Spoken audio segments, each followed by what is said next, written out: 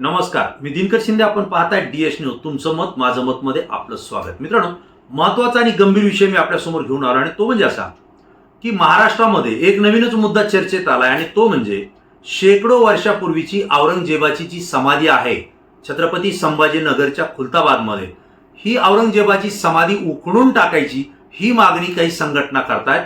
या तथाकथित हिंदू संघटना आहेत असं सांगितलं जातंय. मी तथाकथित या अर्थानं बोलतोय की हिंदुत्ववादी संघटना, परंतु या महाराष्ट्रामध्ये जे सगळे हिंदू आहेत त्यापैकी 60% लोक, हिंदू लोक, या संघटनांना आपली संघटना मानत नाहीयेत आणि त्यामुळं तथाकथित हिंदू संघटना असा मी शब्द वापरलाय की ज्यांना औरंगजेबाची समाधी त्या ठिकाणी उखडून टाकायची आहे. हाच एक त्यांच्यासाठी मुद्दा आहे.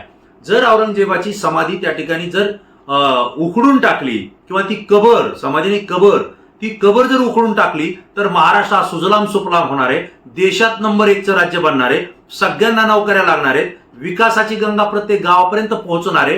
प्रत्येक नागरिक या ठिकाणी सुखी, समाधानी आणि आनंदी होणार आहे. प्रत्येकाचं आरोग्य चांगलं राहणार आहे. बस प्रवास असेल, विमान प्रवास असेल, रेल्वे प्रवास असेल, हे सगळं सोयीस्करपणे या महाराष्ट्रामध्ये आपोआप घडणार आहे. असंच काहीतरी भासवण्याचा प्रकार या आंदोलनकर्त्यांकडून या घटनांच्या माध्यमातून होतोय. औरंगजेबाची कबर जी आहे ती जर उखडून टाकली तर महाराष्ट्राचा काय फायदा होईल हा विषय वेगळा आहे.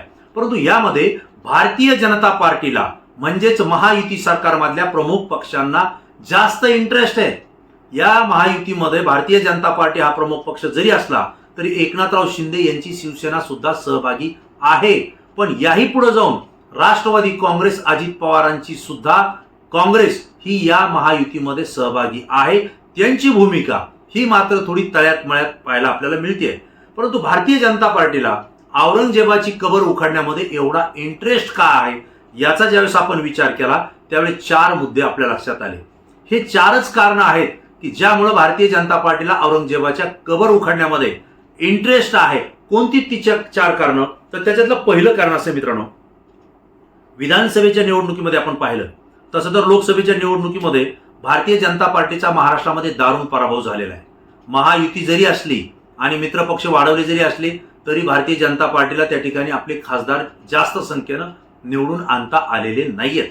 आणि त्यानंतरच्या विधानसभेच्या निवडणुकीमध्ये जे काही मुस्लिम समाजाचे मौलाना आहेत त्यांनी पत्रक काढलं होतं, फतवा काढला होता की भारतीय जनता पार्टीच्या आणि महायुतीच्या उमेदवाराला मतदान करू नका.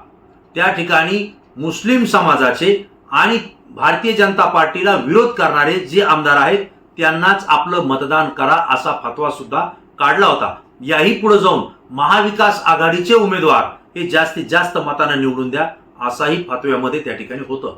म्हणजे थोडक्यात काय की तसं जर पाहिलं तर भारतीय जनता पार्टी सातत्यानं हिंदू मुस्लिम वाद लावण्याचा प्रयत्न करते आणि त्यामुळे मुस्लिम समाज हा भारतीय जनता पार्टीपासून बऱ्याच अंशी दूर गेलेला आहे. तो शिवसेनेच्याही दूर गेला होता. परंतु उद्धव ठाकरे यांच्या जी भूमिका होती, त्यांचे मुख्यमंत्री पदामध्ये त्यांनी जे काम केलं, या काम केल्याच्या नंतर मुस्लिम समाज हा काँग्रेस, राष्ट्रवादी काँग्रेस सोबतच शिवसेना उद्धव बाळासाहेब ठाकरे पक्षाकडे सुद्धा झुकलेला आहे. आणि त्यामुळे भारतीय जनता पार्टीचे एक लक्षात आलंय की ज्यावेळेस विधानसभेची निवडणूक झाली, जो निकाल लागला त्यावेळेस बूथ वाईज त्यांना कुठं किती मतं मिळाली हे समजलं. ज्या मुस्लिम एरियामधले मतं त्यांनी पाहिले त्यावेळेस त्या ठिकाणी भारतीय जनता पार्टीला मतदान झालेलं नाहीये. किंबहुना काही बोटावर मोजणे इतकं मतदान झालं असेल कारण ते कार्यकर्ते पदाधिकारी असतील. परंतु बहुसंख्य मुस्लिम समाजानं भारतीय जनता पार्टीच्या विरोधात मतदान केलेलं आहे. महायुतीच्या सुद्धा विरोधात मतदान केलेलं आहे. मग जे मुस्लिम समाजाचं मतदान आपल्याला मिळणारच नाही, मग त्यांना खुश करण्यात, त्यांना समाधानी करण्यात काय उपयोग आहे हे भारतीय जनता पार्टीच्या अनेक नेत्यांचं मत आहे. राष्ट्रीय स्वयंसेवक संघ हा सातत्यानं भारतीय जनता पार्टीचा मार्गदर्शक राहिलेला आहे आणि त्यांचंही मत हे हिंदू मुस्लिम या 2 गटामध्ये झालेलं आहे. म्हणजे मुस्लिमांना जास्त लाड करू नका, मुस्लिमांच्याच विरोधात त्या ठिकाणी भाषणं केली जातात, मुस्लिमांच्याच विरोधात काही योजना त्या ठिकाणी आखल्या जात आहेत आणि मुस्लिम समाज टार्गेट कसा होईल यासाठीच प्रयत्न भारतीय जनता पार्टीकडून केले जात आहेत. हे आपल्याला सातत्याने या ठिकाणी पाहायला मिळत आहे. जर मुस्लिम समाजाला टार्गेट केलं तर मुस्लिम समाज काहीतरी उद्रेक करेल आणि त्याचा परिणाम हिंदू समाजावर होईल आणि मग ही सगळी हिंदू म्हणून घेणारी जी मंडळी आहे यांना एकत्रितपणे भारतीय जनता पार्टी हा हिंदुत्ववादी पक्ष आहे म्हणून आपण आपल्या बाजूने त्यांना खेचू आणि परिणामी येणाऱ्या जिल्हा परिषद, पंचायत समिती किंवा स्थानिक स्वराज्य संस्था, नगरपालिका, महानगरपालिका या निवडणुकीमध्ये आपला फायदा होईल हे भारतीय जनता पार्टीला वाटतंय. आणि त्यामुळं औरंगजेबाच्या कबरेचा जर मुद्दा काढला तर या ठिकाणी मुस्लिम एका बाजूला होतील आणि आपोआपच हिंदू एका बाजूला येतील, जे आपल्याला स्थानिक स्वराज्य संस्थेमध्ये काम करतील, मदत करतील, फायदेचे होतील असं भाजपला वाटतंय.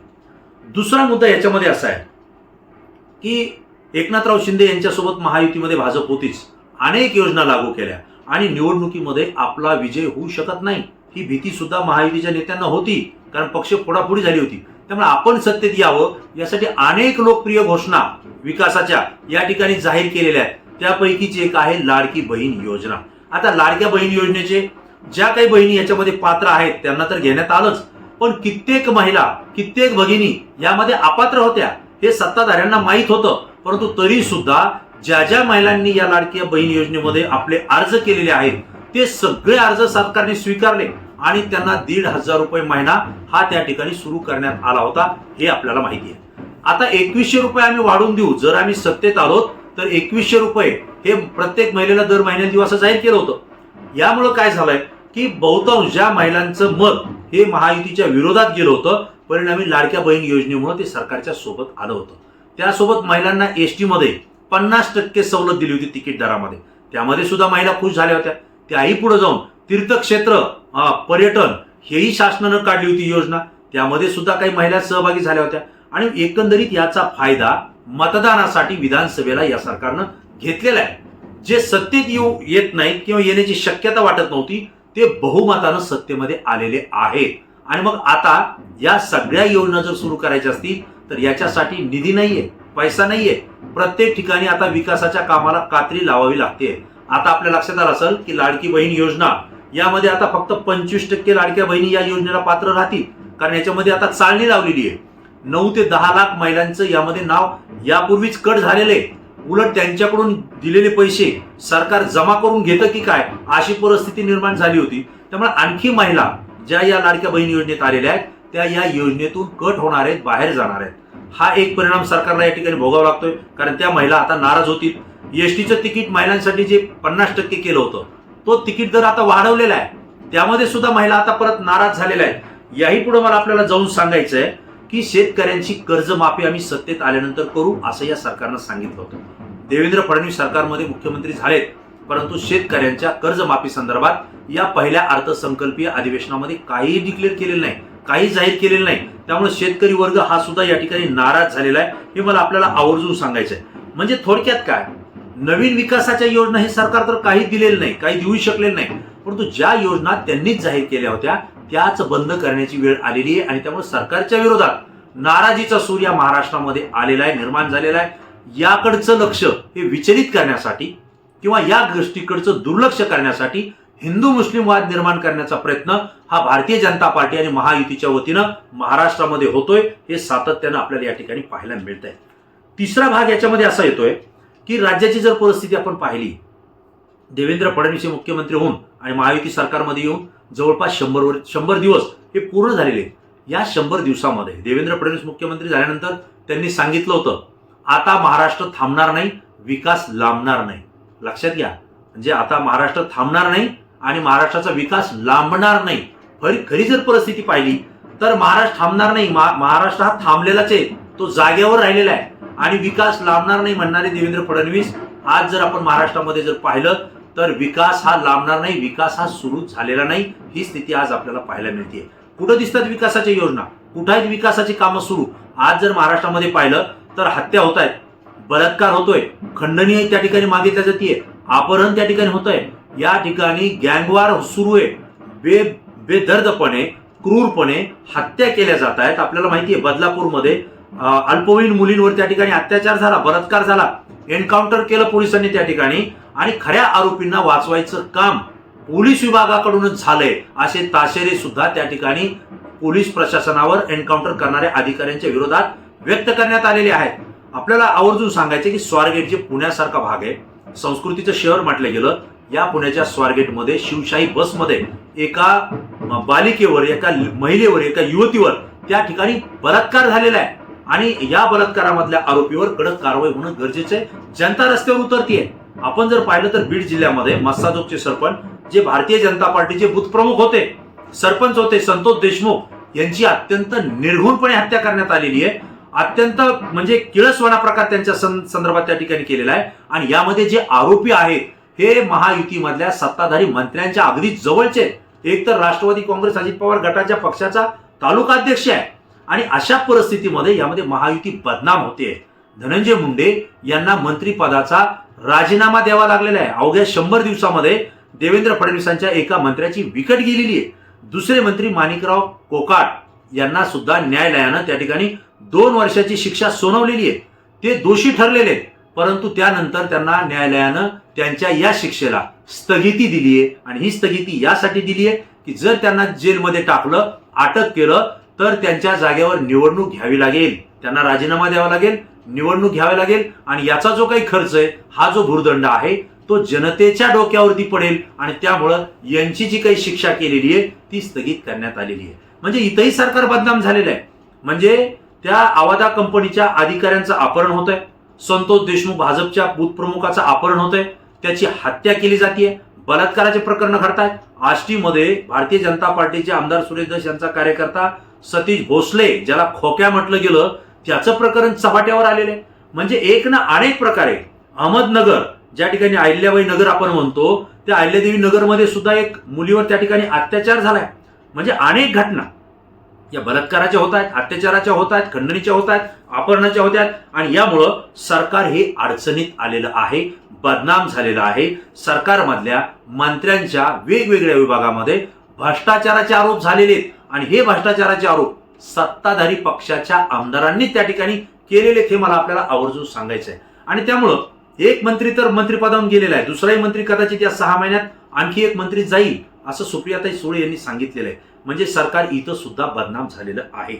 आणि सगळ्यात महत्वाचं याच्यामध्ये एक कारण आहे मित्रांनो, औरंगजेबाच्या कबरीमध्ये इंटरेस्ट जो आहे भारतीय जनता पार्टीला जो दाखवतायत, याच्यामध्ये महत्वाचं एक आणखीन एक कारण आहे, चौथं, ते म्हणजे मनोज जरांगे पाटील यांनी जे मराठा समाजाच्या आरक्षणाचा लढा उभा केलेला आहे. आणि हा लढा लोकसभा निवडणुकीच्या अगोदर केलेला आहे. आणि यावेळेस सत्ताधारी छगनराव भुजबळ हे त्यांच्या विरोधात एल्गार सभा घेत होते. इथं मराठा विरुद्ध ओबीसी हा वाद निर्माण झालेला आहे. आणि या वादामुळे लोकसभेत भारतीय जनता पार्टी आणि महायुतीला दारुण पराभव महाराष्ट्रामध्ये स्वीकारावा लागलेला आहे. विधानसभेच्या निवडणुकीमध्ये सामदाम दंडभेद जरी वापरला असला आणि भारतीय जनता पार्टी या ठिकाणी जरी सत्तेत आली असली, जास्त आमदार असताना, तरी सुद्धा मराठा समाज हा मात्र भारतीय जनता पार्टीवर प्रचंड नाराज आहे. तुम्ही किती नाही जरी म्हणले भारतीय जनता पार्टीचे नेते, तरी सुद्धा तो नाराज आहे. त्याची कारण आहे की भाजपच्या अनेक नेत्यांनी मनोज जरांगे पाटलांना विरोध केलेला आहे.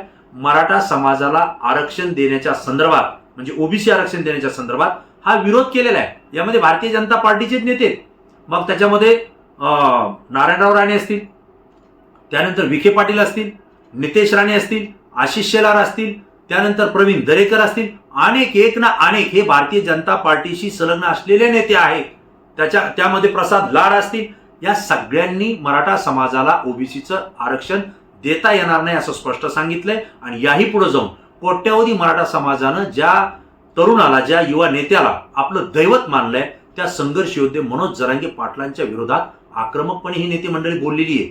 आणि याही उपर जाऊन जरांगे पाटलांची बदनामी करण्यासाठी जी मंडळी माध्यमांच्या समोर उभा केली गेली, या सगळ्या कार्यकर्त्यांना, बदनामी करणाऱ्या लोकांना भारतीय जनता पार्टी आणि त्यांच्या नेत्यांचं पाठबळ होतं आहे, हे महाराष्ट्रातल्या मराठा समाजाच्या मनामध्ये बिंबलेलं आहे.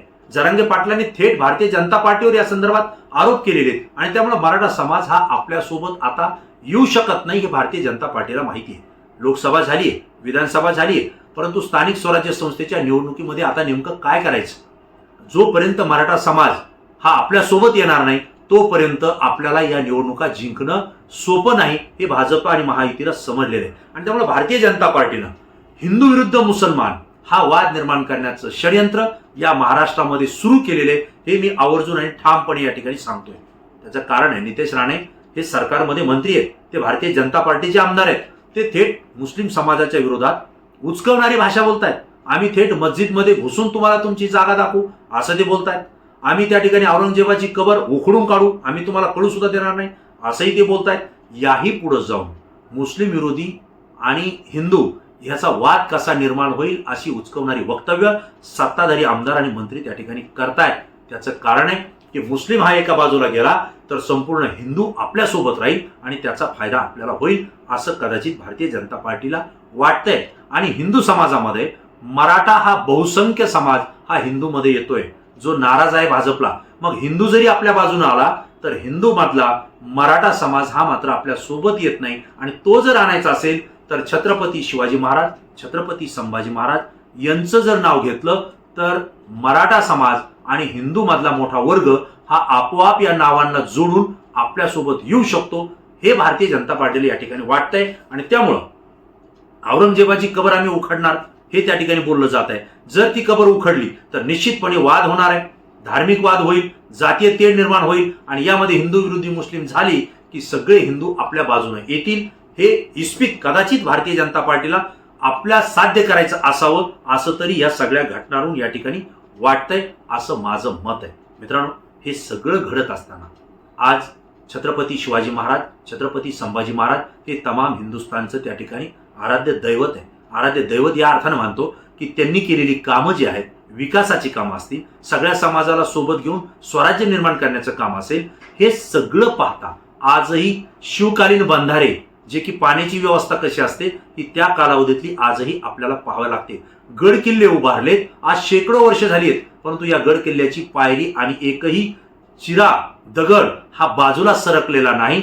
इतकं मजबूत काम छत्रपती शिवाजी महाराज, छत्रपती संभाजीराजांनी केलं होतं, जे आजच्या कालावधीमध्ये कुठलंही केलेलं काम हे त्या ठिकाणी निकृष्ट आहे हे आपल्याला कळत आहे. म्हणून छत्रपती शिवाजी महाराज, छत्रपती संभाजी महाराज यांच्या विचारानं हा महाराष्ट्र एकवटलेला आहे.